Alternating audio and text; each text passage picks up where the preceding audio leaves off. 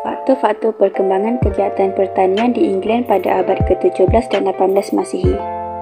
Menjelang abad ke-17 dan 18 Masihi, berlaku perkembangan pesat dalam sektor perindustrian di England. Pertambahan penduduk di England menyebabkan keperluan untuk makanan berasaskan pertanian dan pertanian meningkat. Perkembangan ini menyebabkan usaha ke arah meningkatkan pengeluaran sumber makanan dijalankan. Hal ini telah meletakkan asas bagi kemunculan revolusi dalam bidang pertanian di England. Terdapat beberapa faktor yang mendorong perkembangan kegiatan pertanian di England pada abad ke-17 dan 18 Masihi. Revolusi pertanian. Revolusi pertanian menyebabkan berlaku perubahan dalam sistem pemilikan tanah dan kaedah saintifik digunakan dalam penanaman. Revolusi ini menyebabkan pengeluaran hasil pertanian dan penternakan meningkat secara mendadak. Kesannya, suatu kaedah pemasaran produk yang berkesan diperkenalkan.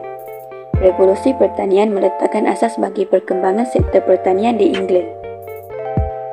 Atau pemagaran tanah.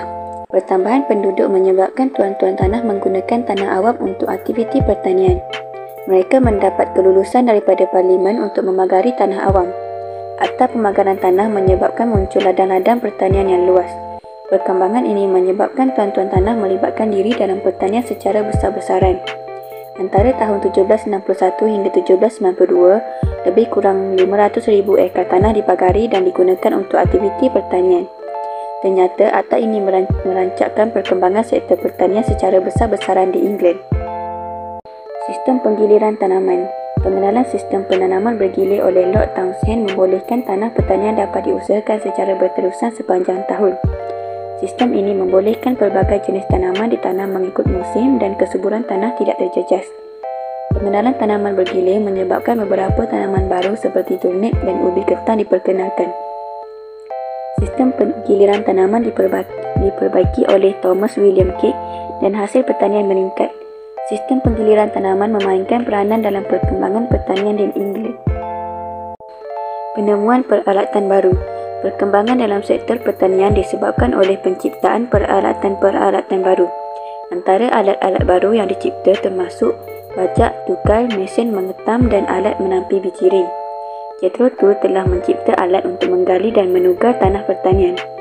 Alat ini memudahkan kerja menugar dan menanam biji ring dijalankan dengan cepat dan pantas. Pada tahun 1730-an, sejenis bajak yang dikenali sebagai Rotherham dicipta untuk membajak tanah pertanian.